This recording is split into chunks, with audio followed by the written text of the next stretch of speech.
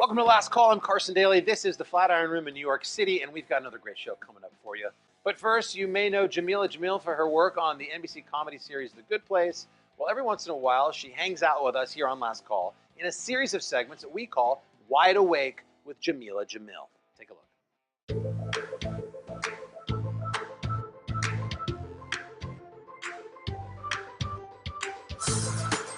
Hello, I'm Jameela Jamil, and tonight I am wide awake with the first ever female Doctor Who, which you can find on BBC America Sundays at 8 p.m. Hello, Jodie Whitaker.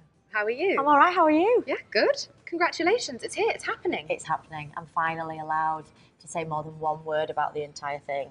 And everyone's going to see it. Is that terrifying? No, that's the best bit. I was so excited for you when I heard all this. I brought my special earrings just for you to celebrate your huge success. Where did you get them? These are my Jodie earrings that I'm wearing for this massive moment of yours. I'm going to turn them off because they're going to distract you. I'm going to take away from this. This is my moment. All of this is new to me. New faces. New worlds. New times. So if I asked really, really nicely, hi, would you be my new best friends?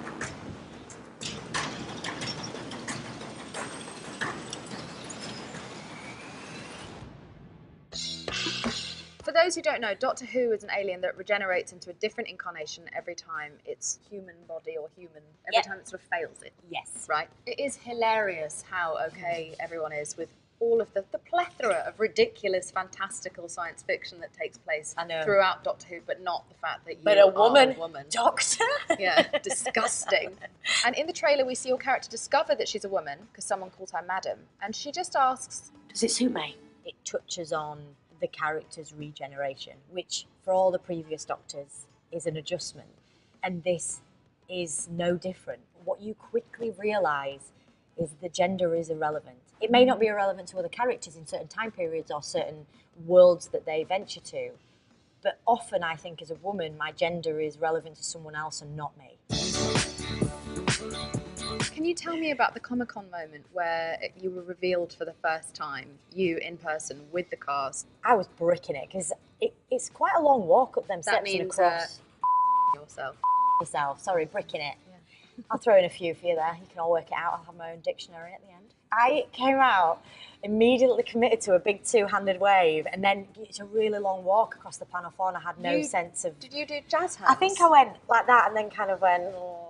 But as I was doing it, I was like, God, that chair's miles away. And I was still walking and kind of waving, and you can't really see, but you can hear 6,000 people.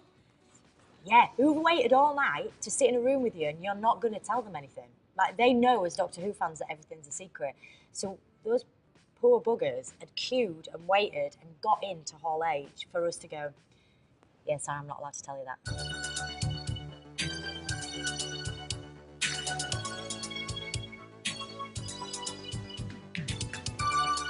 How has your life changed? Well, it's a weird one because the oddest thing about this job is you become well known before the job. So, you know, the reveal happens and you are famous for a role before you've done a second of filming. And that is exciting, but it's slightly disconcerting because as an individual, I don't know if I'm going to enjoy it. Like, I've made this massive life choice for me and my family, and I've no idea what it's going to be like. I think it's going to go well. I feel good about it. I've seen it. I'm brilliant. I'm absolutely brilliant. Can I have your name, please? When I can remember it. You don't know your own name? Of course I know it. Just can't remember it. It's right there on the tip of my... What's that? Tongue? Tongue! Smart boy, biology. I think the celebration around it is the thing for me, not to focus on in a narcissistic sense, but just to focus on in how timely it is and how much we needed it when, you know, we were younger. I'm older than you, but I imagine there weren't that many people that look like you doing the roles you wanted to do.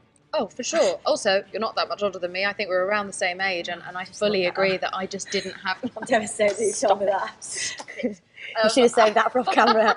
But I agree, I would have loved to have had you, someone like you at least, because you would have been 5. But back then, I would have loved to have had a female Doctor Who, or just female icons, or a female James Bond. Yeah, because the misconception, I think, is that a woman is only a hero to women. We are told, and have been, you know, throughout history, we should obviously look up to men, but the other way around is like, it suddenly disconnects for some people. And yeah, it's divisive. Yeah, it's like, well, a woman's for a woman, but a man's for everyone. And it's like, of course not. And I think 90-odd% of us realise that. And I think the thing is, if you're a fan of Doctor Who or you've never seen it, this is within the rules of the show, and it doesn't ruin it, it just changes it. You have a foul mouth, young lady. So do I. And you've been doing a lot of American press, and you've had to be very polite. I'm not on saying camera. it. You're not getting me to say it. We're going to say some stuff. You don't have to say that word in particular, but we're going to say some stuff. I've been doing a press week for The Good Place. You're doing a press week for Doctor Who. We've had to be on our best behaviour, and so I would like just to have 1 minute. I'll go first. Go. We just let off some swearing steam. Okay. I have arseballs and wank. Those are your That's what favourites? I want to say. Those are some of my absolute My favourites. absolute favourite is, you knobhead. But I think that's probably as far as I can go, because as the Doctor, that is a terrible way to speak. It's not a terrible way to speak. I think it's very fun. I think it's very liberating. If you could sum up all of your feelings about being Doctor Who and being the first woman ever, and how this makes you feel in one curse word, what would it be? That's great. That's absolutely perfect. I'm so excited for you. Thank you so much Thank for coming you. on the show.